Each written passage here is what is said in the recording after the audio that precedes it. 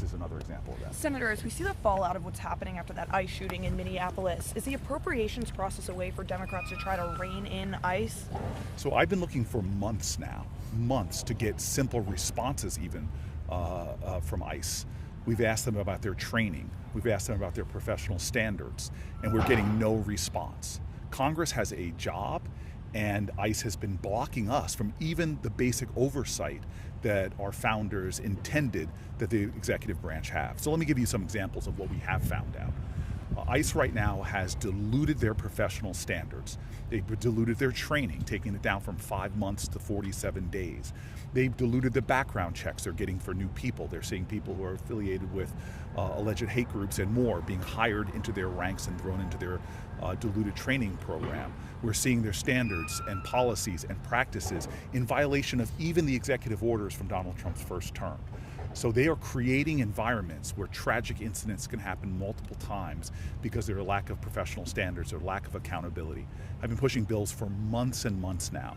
Bills like the Visibility Act, that says you can't mask up and cover your identification. That creates a recipe for disasters. And we've already seen in the United States of America people seeing that ICE is not showing any of their insignia, so they've committed crimes claiming they were ICE.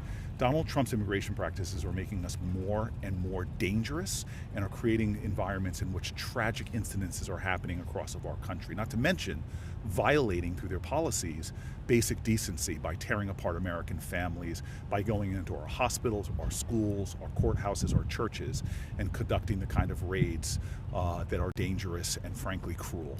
And so, again, to think that we would fund this agency without basic accountability, without them answering for these kind of policies and practices, with them undermining public safety, with them diluting their professional standards, is ridiculous to me. And I will not support funding an agency unless they come and allow us to do our job. Checks and balances, accountability. And if they don't, is that worth shutting the government down? I'm speaking for one person. It is a complete dereliction of our duty. It's malpractice for Congress to be funding an agency that won't even submit to basic accountability by answering basic questions. It is fundamentally malpractice. It is a surrendering of our constitutional role and responsibility. This isn't about shutting down the government.